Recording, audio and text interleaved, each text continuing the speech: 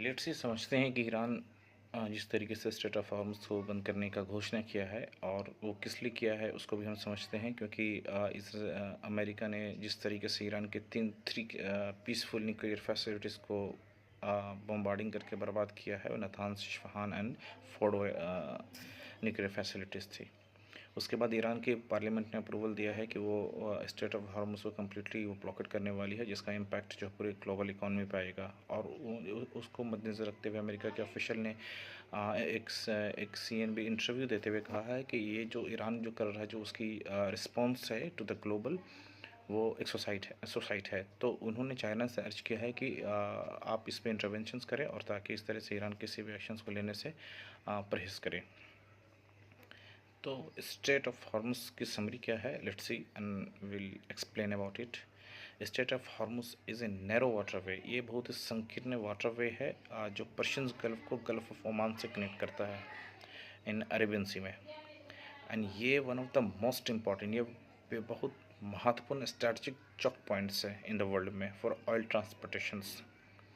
दुनिया की 20% global oil and third global liquefied natural gas की जो सप्लाई चैन है वो इसी रूट से है, स्टेट ऑफ हॉर्मुस से। एंड ये स्टेट ऑफ हॉर्मुस लगभग 33 किलोमीटर की है, 33 किलोमीटर अराउंड 21 माइल्स चौड़ा है एंड नारोस्ट पॉइंट है।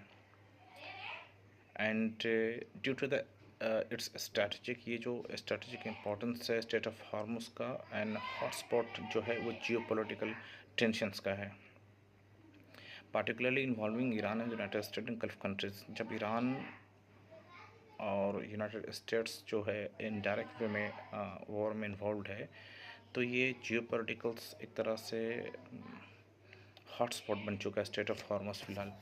तो उसको देखते हुए हम लोग उसको समझेंगे क्या इसका इम्पोर्टेंस, क्या इसका इम्पैक्ट आएगा इन द फ्यूचर्स, एंड इसका क्या रिस्पॉन्स आने वाला अमेरिका का, चाइना एंड इंडिया का also.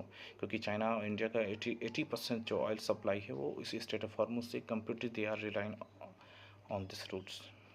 If we take other routes, it will be maybe the cost of transportations, manufacturing delays, and raw material are not be able to supply on this time if the state of Hormuz blocked by the Iranian official.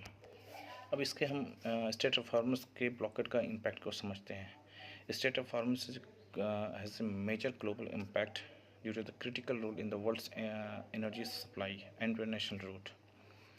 तो दुनिया का, जैसे मैंने कहा कि 20% oil जो है इसी रूट से सप्लाई होता है, और जियोपॉलिटिकल टेंशन से इंक्रीज होगा क्योंकि state as a flash point in tension. State of Hormuz blockade होने का एक फ्लैश पॉइंट टेंशन है, जो Iran and US and its allies जो है वो नेवल मिलिट्री में be deploy by the US, China and India.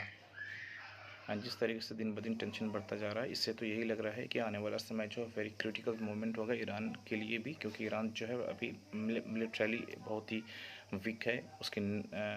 तो उसको देखते हुए ईरान किस तरीके से रिस्पॉन्स करता है, किस तरीके से अपनी जंग को जारी रखता है, उसको हम समझते हैं जियोपॉलिटिकल टेंशन आगे किस तरीके से इंक्रीज हो सकता है। दूसरे तरीके से हम ये कह सकते हैं कि ईरान जो है जिस तरीके से थ्रेटन कर रहा है या ब्लॉकेट करने को, पार्शियली ब्लॉकेट करना चाह रहा है, इस तरीके से ये बार्गेनिंग टूल भी हो सकता है ईरान को न्यूक्लियर ट्रीटी के लिए या अबेंडेंस के लिए। तो उसको हम देख सकते हैं कि किस तरीके से ईरान बार्गेनिंग कर रहा है स्टेट ऑफ हॉर्मस को लेकर, टूल्स बना रहा है इस तरीके से। एंड इकोनॉमिक कॉन्सिक्वेंसेस क्या होगी, इसका आर्थिक परिणाम क्या होगा। इंक्रीज्ड तेल जो है 150 बैरल तेल हो जाएगा, जो कि फर्स्ट सिनेरियो है। एंड हायर शिपिंग कॉस्ट हो जाएगा, स्लो ग्लोबल इकोनॉमिक ग्रोथ हो जाएगा। जिस तरीके से अगर स्टेट ऑफ हॉर्मस ब्लॉकेट होता है तो ये आर्थिक परिणाम है। एंड ये बहुत ही नैरो पैसेज है जिसकी वजह से vulnerable to attack on ships and piracy या ब्लॉकेट। ऑयल टैंकर्स जो भी है, कमर्शियल शिप जो है, इसी तरीके से पासिंग करेगा military protections in times of conflict. जब भी ये पास करेगा तो मिलिट्री प्रोटेक्शंस के साथ करेगा whenever there is a conflict with Iran and US, if there is not any solutions for as of now. तो state of Hormuz like a lifeline of the global energy, any trouble there affect everyone's pocket. So let's see कि India and China क्या करता है इसको देखते हुए, और इसके परिणाम को किस तरीके से देखा जाएगा कि अमेरिका से डायरेक्ट कॉन्फ्लिक्ट में ईरान आना चाहेगा या उसके एयर बेसिस पे अटैक करेगा। अभी क्या बेस सिनेरियो उसको हम देख के समझ सकते हैं आने वाले समय में। Thank you very much.